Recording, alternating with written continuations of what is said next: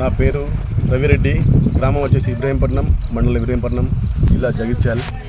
నేను గత 6-7 సంవత్సరాల నుంచి పుచ్చ పంట సాగు చేస్తున్నాను.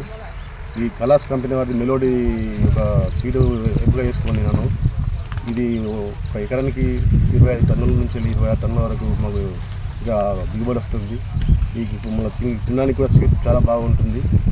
నాకు 7 సంవత్సరాల నుంచి కంటిన్యూ ఇదే సీడ్ కంటిన్యూ చేస్తున్నాను.